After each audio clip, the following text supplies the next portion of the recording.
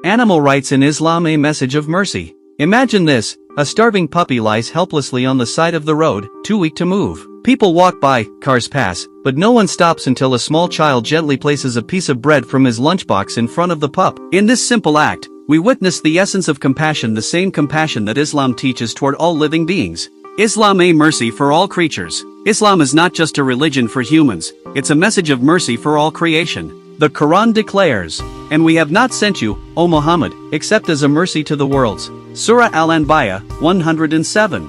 The word worlds includes humans, animals, birds, trees, rivers, mountains, every living and non-living being. The Prophet and kindness to animals. The life of the Prophet Muhammad is full of examples of kindness toward animals. He once said, "He who is not merciful to others will not be treated mercifully." Sahih Bukhari. He forbade cruelty to animals and encouraged compassion, care, and responsibility. In one hadith, the Prophet mentioned a woman who was punished in the hereafter for starving a cat to death. In another, a man was forgiven by Allah because he quenched the thirst of a dying dog. These stories aren't just religious teachings, they are deep reminders of how even a small act of kindness toward animals can lead to spiritual reward. The noble mention of animals in the Quran. The Quran honors animals by naming entire chapters after them. Surah Al-Baqarah, the cow. Surah Al-Fil, the elephant.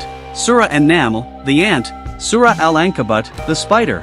Surah Al-An'am, the cattle. This shows that animals are not to be ignored or mistreated, they are part of the divine system and signs of Allah's creation. Basic animal rights in Islam.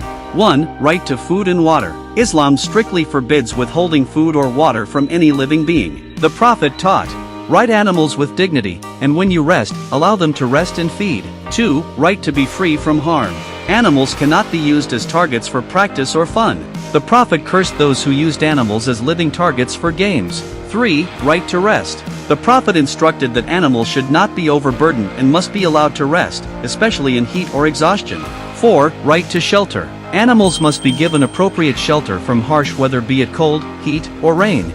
A call to the heart, love and empathy. Pause and reflect for a moment. Do only humans deserve love and respect? Doesn't a helpless animal, with pleading eyes, ask for mercy without saying a word? Have we ever considered that the cow who gives us milk, the horse who carries our burden, or the dog who guards our home, are they not deserving of our care? There's a man who quietly feeds stray dogs in his neighborhood every day. No applause, no camera, just pure empathy. That's the soul of Islam. That's what it means to be merciful like the Prophet. The modern animal rights movement and Islam. Today, the world is waking up to animal welfare. Laws are being introduced, protests held, and campaigns launched. But Islam laid this foundation more than 1,400 years ago. Be it animal welfare laws or cruelty prevention acts, their spirit is already embedded in the teachings of Islam. Where today's world is raising awareness, Islam had already defined the rights of the voiceless. Our responsibilities as Muslims and humans. We must treat pets with care, not as toys but as lives. Place food and water for stray animals outside homes or mosques. Teach children to be kind and empathetic toward animals. Speak out against animal abuse and neglect. A real-life example: mercy in action. In the scorching heat of Karachi, a young man rides his bike every day carrying bottles of water. He places them on the roadside where birds and stray animals drink. When someone asked, "Why do you do this every day?" he smiled and said, "Because even through them, Allah might forgive me." That one sentence captures the spirit of compassion and humanity. Conclusion: a loving message. Islam is not just about rituals, it's a complete way of life. It teaches us that leaving a path clear for a cat is a good deed, feeding a bird is charity, hurting an animal is a sin, and loving animals could be your path to paradise. Let us soften our hearts.